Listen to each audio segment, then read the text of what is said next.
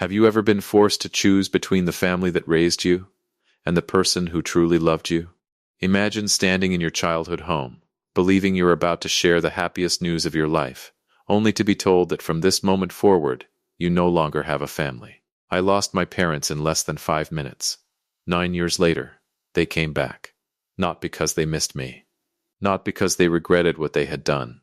They came back because my wife and I had become millionaires. And what happened after that changed all of our lives forever. If you've ever been betrayed by someone who should have loved you unconditionally, you're going to feel every second of this story. Hit that like button, subscribe, and stay until the very end, because this isn't just a revenge story. It's proof that sometimes the greatest revenge isn't anger. It's building a life so incredible that the people who abandoned you can only watch from the outside. There are moments in life when time seems to stop. For me, it was the moment my mother slowly placed her coffee mug onto the living room table. The tiny clink of ceramic against wood echoed louder than any scream ever could. I had walked into my parents' house smiling, my heart pounding with excitement. I honestly believed they would be happy for me.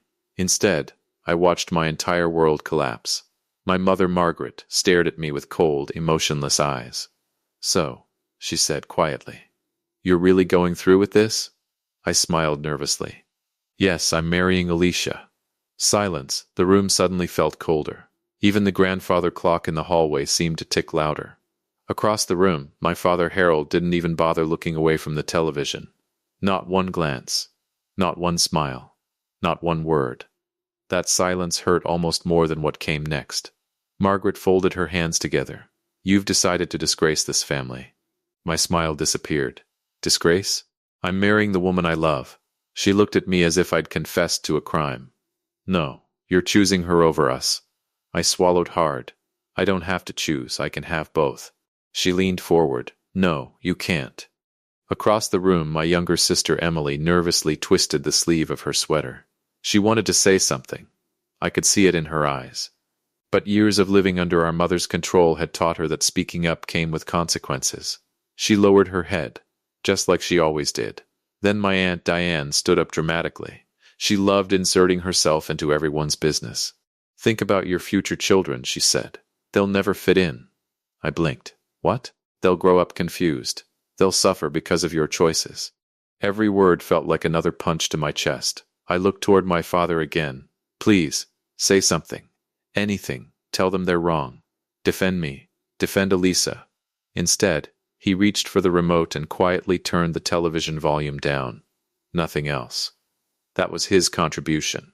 His silence was permission. His silence was agreement. My entire childhood flashed through my mind.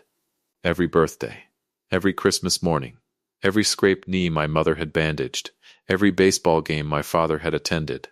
Had all of that love really depended on one condition? That I only loved the person they approved of? I suddenly realized something terrifying. Their love had never been unconditional. It had always been a contract, and I had just violated its terms. Margaret slowly stood. "If you marry Alicia, don't ever come back." The words echoed through the room. I stared at her, waiting, hoping, praying she would laugh and tell me she didn't mean it. She never did. Instead, she picked up her coffee mug again. The conversation was over. The verdict had been delivered. I wasn't losing an argument. I was losing my family. I walked toward the front door on trembling legs. Every step felt heavier than the last. Behind me, no one called my name. No one asked me to stay. No one apologized. When I reached my car, my hands were shaking so badly that I dropped my keys twice before unlocking the door. I sat behind the steering wheel, gripping it until my knuckles turned white. Then my phone rang. It was Alicia. The woman everyone inside that house had just blamed for destroying my family. I took a deep breath before answering. "Hey," she said warmly. "How did it go?" I closed my eyes. A tear rolled down my cheek, and for the first time in my life I didn't know how to answer. Alicia stayed silent for a few seconds after hearing me breathe into the phone. Then she asked the question that shattered the wall I'd been trying so hard to keep standing. "Ryan, are you crying?" I opened my mouth. Nothing came out. The lump in my throat was so heavy it felt impossible to swallow. Finally, I whispered 4 words.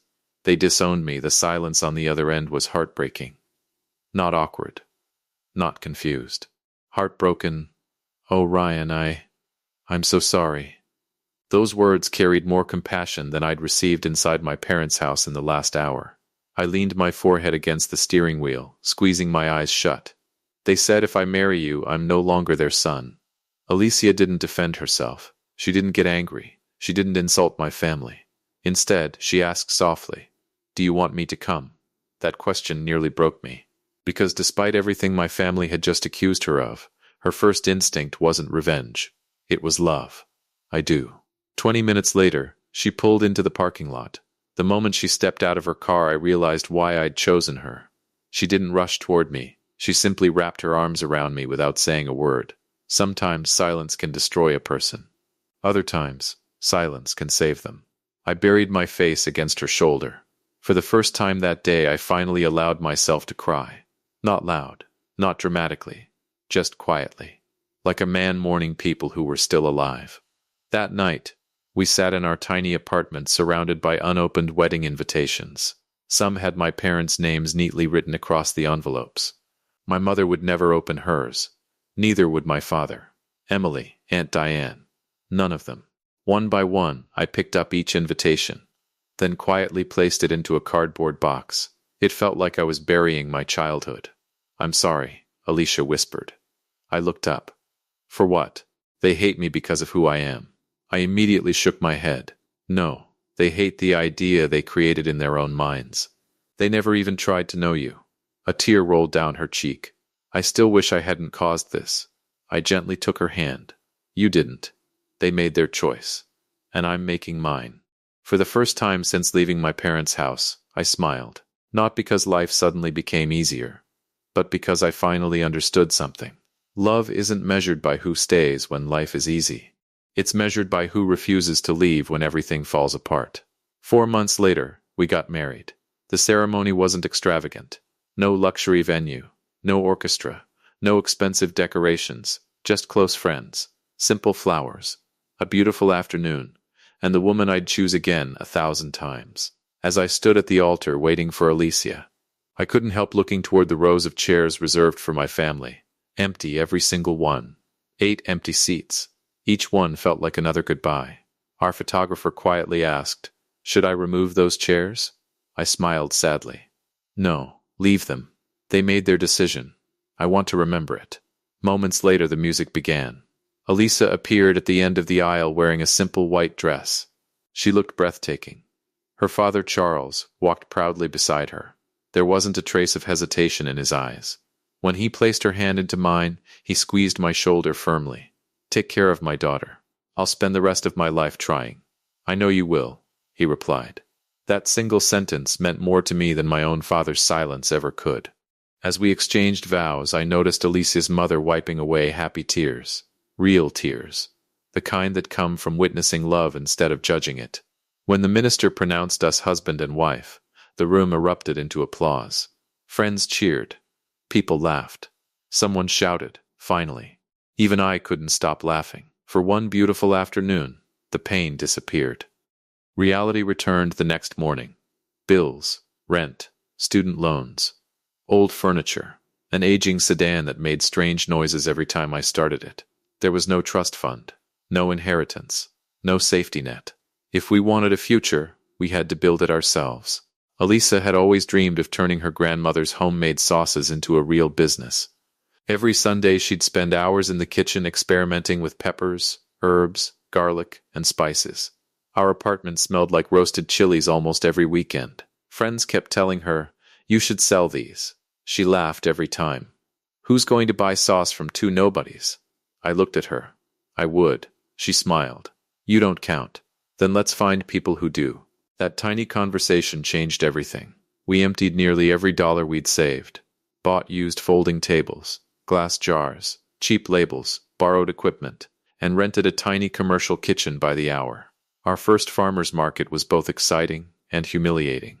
We arrived before sunrise, spent 2 hours setting everything up, then waited, and waited. Customers walked past without even slowing down. Some barely glanced at us. Others sampled the sauce, smiled politely, then walked away without buying anything. By noon, we had sold exactly 5 jars. Alicia stared at the nearly full table. I don't think this is going to work. I reached over and squeezed her hand. It will. How do you know? I looked around the nearly empty booth, then back into her eyes. Because everyone else already gave up on us. I'm not going to. Little did we know, the people who had abandoned us were about to make the biggest mistake of their lives. Most people think revenge begins with anger. They're wrong. Real revenge begins the day you stop wasting your energy trying to convince people of your worth. That was exactly what Alicia and I did. The Monday after our disappointing first farmer's market, we didn't quit. We woke up before sunrise, packed another batch of sauce, printed new labels, loaded our old sedan until the trunk barely closed. Then we tried again, and again, and again. For the next 6 years our lives followed the same exhausting rhythm. While most people were sleeping, we were already working. Before dawn, Alicia was in the commercial kitchen, stirring giant stainless steel pots filled with tomatoes, peppers, garlic, onions, and spices. Steam fogged the windows as the rich aroma of roasted vegetables filled the air. I handled everything else. Inventory, deliveries, bookkeeping, sales, marketing, customer emails. If something needed to be done, I did it. There were days I drove over 300 miles just to deliver a few cases of sauce because we couldn't afford a shipping company. By the time I returned home, my shoulders ached so badly I could barely lift my arms. But every evening, Alicia greeted me with the same beautiful smile. Long day? The longest. She'd hand me a spoon. Taste this. I'd take one bite. Close my eyes. Then grin. You made it even better. She always laughed. I was hoping you'd say that. Those tiny moments became our fuel. Money was always tight. Painfully tight. Some months we argued over whether we should pay the electric bill first or buy more ingredients. Our credit cards stayed almost maxed out. There were weeks when we lived almost entirely on our own products. Rice, chicken, vegetables, and our sauces. Every meal tasted different, even though the ingredients barely changed. One rainy evening, I sat at our kitchen table staring at a stack of unpaid bills. The numbers refused to work, no matter how many times I calculated them. Alicia quietly placed 2 mugs of coffee beside me. You look like you're losing a fight. I think I am. She looked at the papers. We're short again? I nodded. If sales don't improve next month, I couldn't finish the sentence. She reached across the table and folded my trembling hands inside hers. Look at me. I did. We've survived every hard month so far. This one isn't special. We'll survive this one too. Her confidence amazed me. It wasn't loud. It wasn't fake. It was calm. Steady. Like an anchor during a storm. Every time I started drowning in fear, she somehow pulled me back to shore. Around that time, my college friend Marcus Bennett called me. I've been watching what you two are building, he said. I want in. I laughed. You've seen our bank account, right? I don't care. I believe in you. Marcus had left a comfortable accounting job. Everyone thought he was crazy. His parents certainly did. You're leaving a stable career? For hot sauce? He smiled. I'm investing in people, not products. People. That sentence stayed with me. Marcus became our business partner. He handled finances while I focused on growth. For the first time, we felt like we weren't fighting alone. Little by little, things changed. Customers who bought 1 jar returned for 3 more. Restaurants began placing small orders. Food bloggers started mentioning our sauces online. One Saturday afternoon, a woman sampled one of Alicia's spicy peach sauces. She froze, closed her eyes, then immediately bought 12 jars. I own a specialty grocery store, she explained. My customers need to taste this. After she left, Alicia looked at me in disbelief. Did that really happen? I smiled. It just did. Those small victories became larger ones.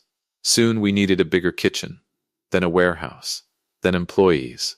The business that everyone believed would fail was finally beginning to breathe. One afternoon, while unloading shipments, my phone buzzed. The caller ID displayed a name I hadn't seen in almost 7 years. Emily, my younger sister. For several seconds I simply stared at the screen. My heart raced. Had something happened? Was Mom sick? Dad? I answered. Emily? Her voice was barely above a whisper. Hi, Ryan. It sounded like she had been crying. I know I probably shouldn't call, but I wanted to tell you something. I leaned against the warehouse wall. What is it? I saw your products at a grocery store today. I stayed silent. They're everywhere now. Another pause. I'm proud of you."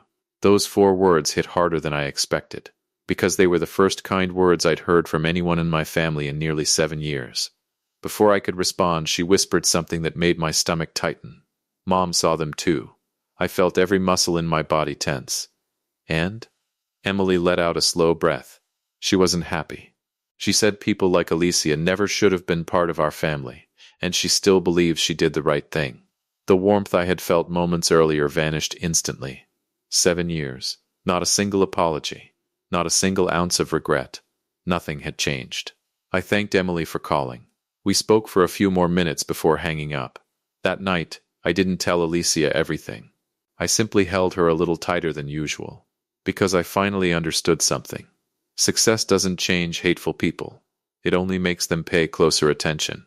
And neither of us had any idea that the biggest turning point of our lives was only months away. For years, I secretly believed that success might heal old wounds. I imagined my parents seeing our business grow and finally realizing they had made a terrible mistake. Maybe they'd call. Maybe they'd apologize. Maybe they'd ask to meet Alicia not as that woman, but as my wife. Every milestone kept that hope alive. When our products landed in our first regional grocery chain, I waited. Nothing. When we hired our 10th employee, I waited again. Still nothing. Then our daughter Grace was born. She had Alicia's beautiful smile and my hazel eyes. The first time I held her, I felt something inside me change forever. I looked down at her tiny fingers wrapped around mine and made a silent promise. You will never have to earn my love. No conditions. No expectations. No prejudice. Just love. A week later, against Alicia's advice, I mailed a birth announcement to my parents. No accusations. No guilt. Just a simple photo of their granddaughter. Weeks passed. Then months. No phone call. No congratulations. Not even the courtesy of returning the card. One evening I found the empty mailbox and laughed. Not because it was funny, because it finally hurt too much to cry. Alicia quietly wrapped her arms around me from behind. You were hoping again. I know. It's okay to stop hoping. Her words weren't cruel. They were freeing. That night I accepted something I'd fought for years to deny. Some people don't deserve another chance, not because forgiveness is impossible, but because they never want it. Life moved forward. 3 years later our son Ethan was born. Unlike Grace, I never sent another announcement. Our children deserved grandparents who wanted them, not grandparents who viewed them as mistakes. Thankfully, Alicia's parents filled that role effortlessly. Her father taught Grace how to fish. Her mother baked cookies with Ethan every Saturday afternoon. Watching them together sometimes made my chest ache. Not from jealousy, from realization. Family isn't determined by blood, it's determined by love. Meanwhile, our business was exploding. Marcus had become the financial backbone of the company. I focused on expansion. Alicia remained the creative genius behind every recipe. Then one afternoon Marcus burst into my office without knocking. You need to see this. What happened? He tossed a folder onto my desk. Inside was a letter from one of the largest food distributors in the country. They want a meeting. I blinked. This is real? Marcus grinned. Very real. Alicia covered her mouth. They actually know who we are? I laughed. I think they do. That meeting changed everything. For months we sat across polished conference tables surrounded by executives in expensive suits. They loved our products. They loved our growth. But more than anything, they loved our story. A couple who started with a folding table at farmers markets, now supplying stores across multiple states. The negotiations lasted nearly a year. Every offer became bigger than the last. Still, Marcus refused to rush. We built this for 9 years. We're not giving it away. His patience paid off. Eventually, the final offer arrived. $11 million. The room fell silent. I looked at Alicia. She looked at me. Neither of us spoke. We simply cried. Not because of the money. Because every sleepless night, every unpaid bill, every rejection, every insult, every sacrifice had finally led us here. A month later, our story appeared in newspapers, business magazines, podcasts, morning television. Headlines everywhere. From farmers market to multi-million-dollar success. Journalists wanted interviews. Television hosts wanted our story. People called us an overnight success. I laughed every time I heard that phrase. Overnight? It had taken nearly a decade. 9 years of 18-hour workdays. 9 years of believing in ourselves when almost nobody else did. One Friday morning, our feature aired on national television. After the interview, Alicia and I sat on the couch watching our children play across the living room. My phone buzzed. Unknown number. I almost ignored it. Something made me answer. Hello? For several seconds. Nothing, then a voice I hadn't heard in 9 years. Ryan. Every muscle in my body locked. My heart slammed against my ribs. It was my mother. She sounded strangely calm. Almost pleasant. I saw you on television. I've been thinking. I believe it's time we became a family again. 9 years. Not one birthday. Not one Christmas. Not one phone call. And suddenly, now that $11 million was attached to my name, she remembered she had a son. I stared out the window as Grace laughed in the backyard. A slow smile crossed my face. Not because I believed she'd changed. Because deep down, I knew exactly why she was calling. And something told me this wasn't going to end the way she expected. The call ended with just one sentence. I'd like to come by this weekend, my mother said. Her voice was strangely soft. Too soft. It was the same woman who had looked me in the eye 9 years earlier and told me never to return. Now she sounded almost pleasant. I didn't answer immediately. Instead, I looked through the kitchen window. Outside, Grace was chasing Ethan across the backyard while Alicia laughed from the patio. The sound of my children's laughter drifted through the open window. For a brief moment, I imagined my mother sitting with them, reading bedtime stories, baking cookies, being the grandmother they deserved. Then reality hit me. She had ignored every birthday, every Christmas, every milestone. She had never even asked their names. Now she wanted to visit. Not after 9 years of regret, after $11 million. There was only one possible answer. Fine, I finally said. You can come Saturday. She sounded relieved. I knew you'd make the right decision. The line went dead. I stared at my phone for several seconds before placing it face down on the table. Alicia looked at me. That was her? I nodded. She wants to come here. Alicia slowly set down the knife she'd been using to slice vegetables. After all this time? After all this money? Neither of us spoke. The silence between us wasn't uncomfortable. It was cautious. Finally she asked, "What do you want to do?" I leaned back in my chair. I've spent 9 years wondering if she'd ever apologize. I don't think she's coming for that. Alicia sighed. I don't either. That evening, after the kids had gone to bed, we sat on our back porch watching the sunset. The air smelled of freshly cut grass. Normally it was my favorite place in the house. Tonight it felt heavy. I've been thinking, I finally said. Alicia turned toward me. I don't want this to become another situation where she rewrites history. What do you mean? If she lies about why she disappeared, if she pretends she always supported us, I'll never be able to prove otherwise. Alicia studied my face, then slowly nodded. So, you want to record the conversation? I looked down at my coffee. I do. She remained quiet for a long moment. I'll support whatever you decide. But promise me something. What? Don't do this out of hatred. Do it because the truth deserves to exist. Her words settled deep inside me. She was right. This wasn't about revenge anymore. It was about truth. For 9 years, my parents had controlled the story. Now the truth would finally have its turn. I promise. The next morning I called my oldest friend, Daniel Brooks. We had grown up on the same street. He now owned a successful video production company.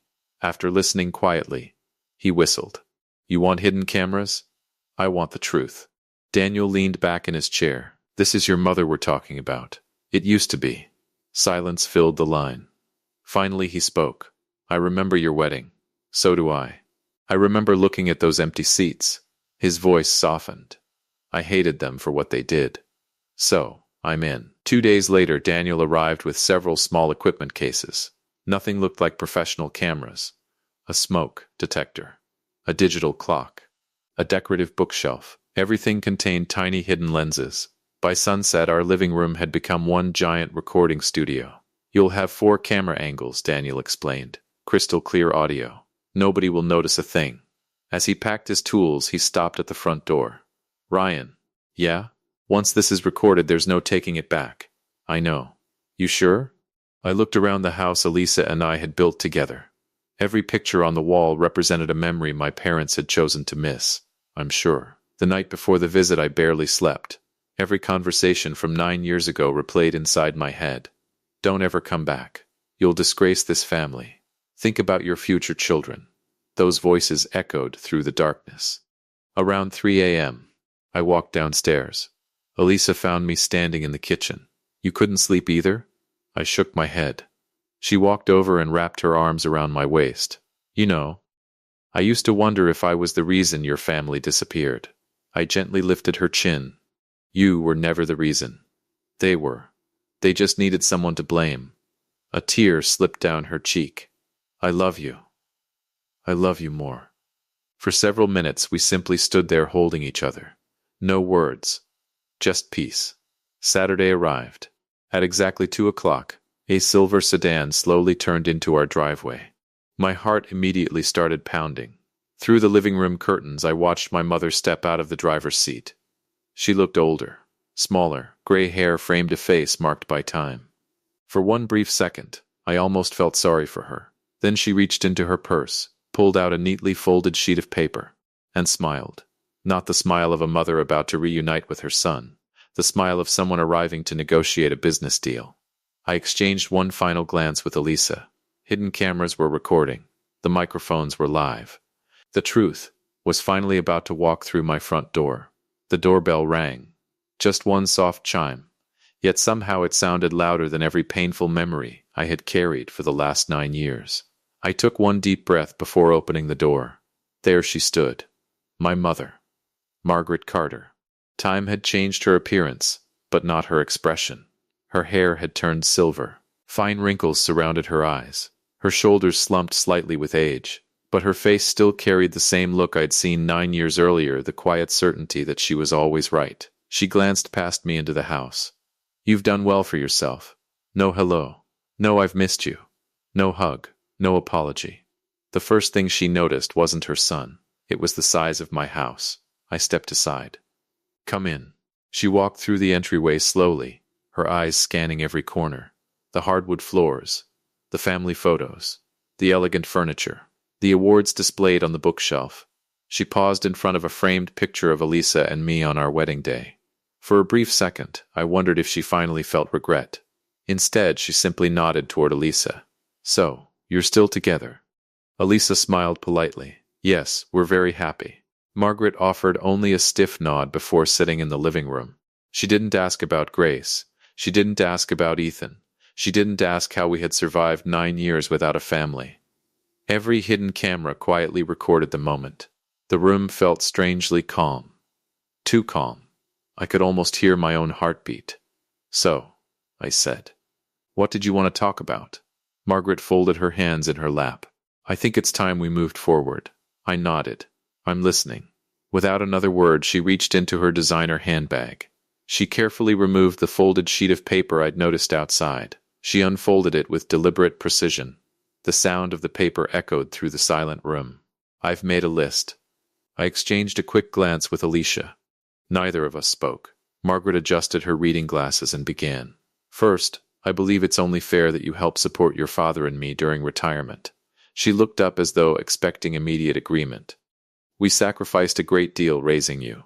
You've done very well financially. Family takes care of family. I said nothing. I wanted every word preserved exactly as it was spoken. She continued. Second, I think we should arrange a professional family portrait. She smiled proudly. It would show everyone that we've put the past behind us. I almost laughed. Not because it was funny. Because it was unbelievable. 9 years of silence, reduced to a photograph. Margaret continued reading. Third, your cousin Brian has always dreamed of opening a restaurant. With your business connections and your financial resources, I think you should invest. Again, not a request. An expectation. Then came the final item.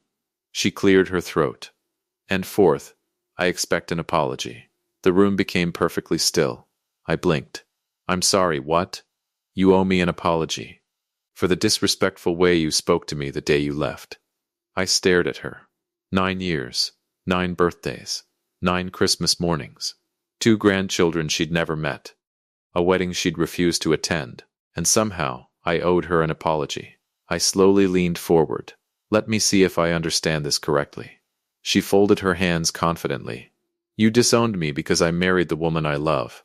You ignored every phone call. You skipped our wedding. You never acknowledged your grandchildren. You disappeared for 9 years. I pointed toward the paper in her hands. And today, you came into my home asking for retirement money, business investments, a family photo, and an apology. She frowned. When you say it like that, because that's exactly what happened. Her face hardened. Ryan, I'm still your mother. I felt something inside me finally snap. No, you stopped being my mother the day your love became conditional. You loved me only as long as I obeyed you. The room fell silent. Margaret's cheeks flushed red. You've changed. I nodded slowly. You're right. I have. I learned that love isn't supposed to come with conditions.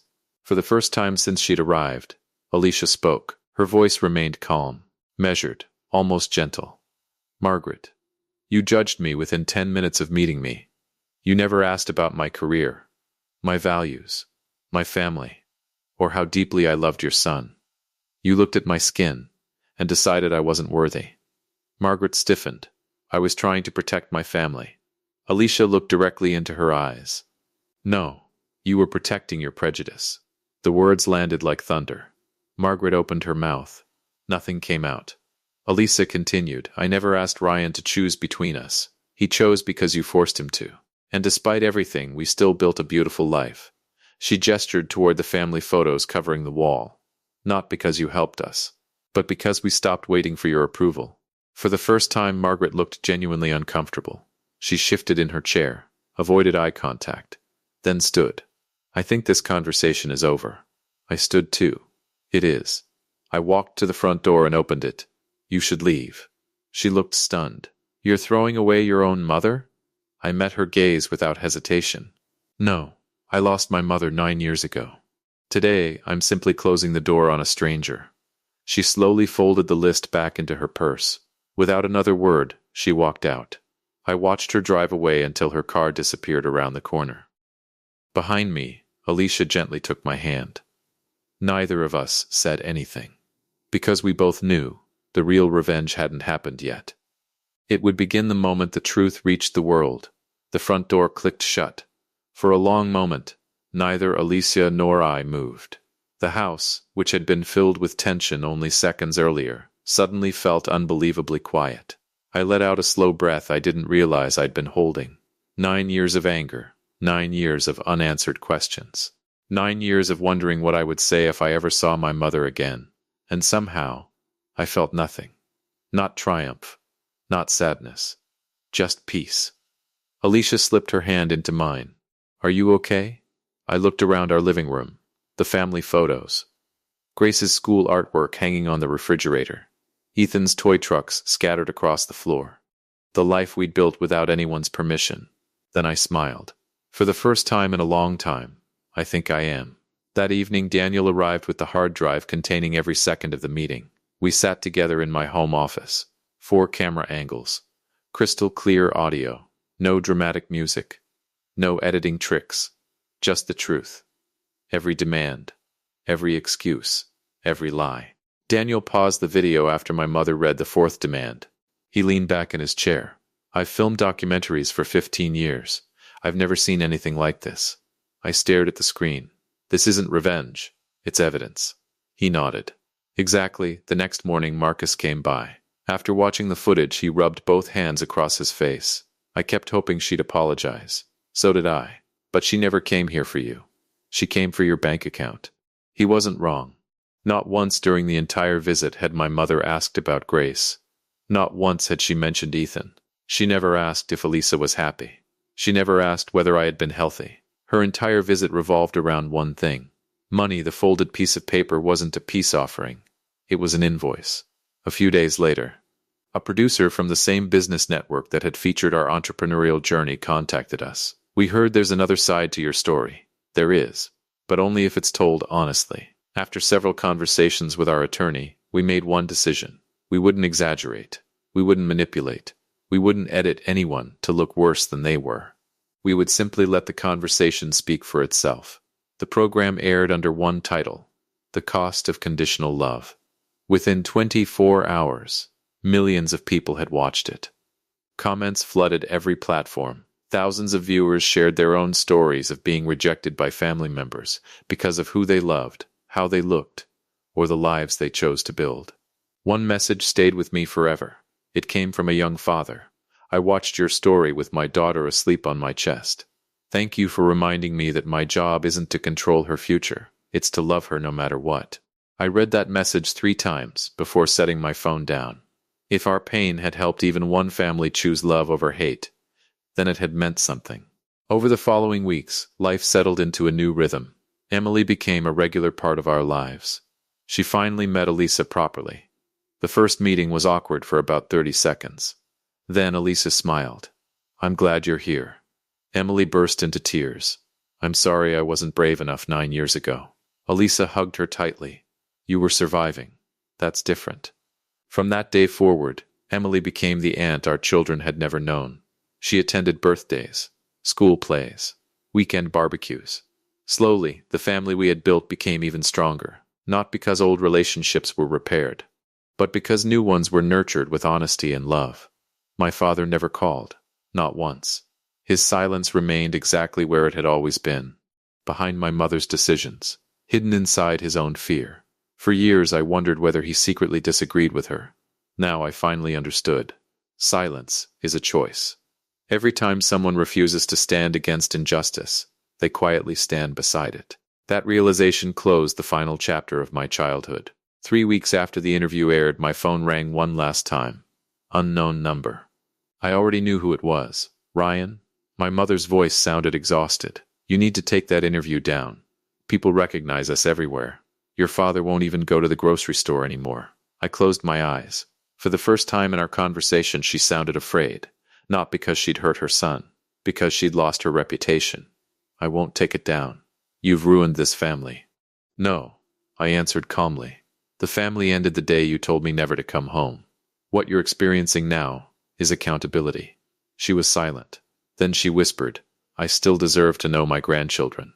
I looked outside. Grace was teaching Ethan how to ride his bicycle without training wheels. Alicia stood nearby, cheering them on. They were laughing. Safe, loved, protected. I spoke quietly. "Grandmother isn't a title you inherit. It's a relationship you earn. You had 9 years. You chose not to." Without another word, I ended the call. It was the last time I ever heard her voice. Months turned into years.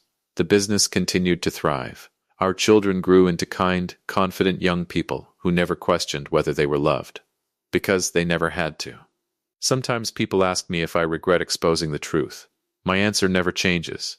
No, because the greatest revenge wasn't becoming wealthy. It wasn't the viral interview. It wasn't watching the world see who my mother truly was. The greatest revenge was building a home filled with unconditional love after being raised in one filled with conditions. It was proving that hatred doesn't have to become an inheritance. It can end with one decision, one family, one generation. As the sun set one evening, Alicia rested her head on my shoulder while our children played across the backyard. She smiled. "If you could go back, would you choose me all over again?" I laughed softly. "In every lifetime, without hesitation. Because losing the wrong people made room for the right ones. And in the end, that wasn't revenge. That was freedom." If this story moved you, don't forget to like this video, subscribe to the channel, and turn on notifications so you never miss another unforgettable revenge story.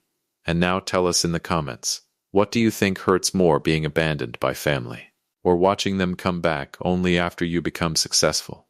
Until next time, remember this: the best revenge isn't making people regret losing you. It's building a life so full of love, peace, and purpose that you never need their approval again.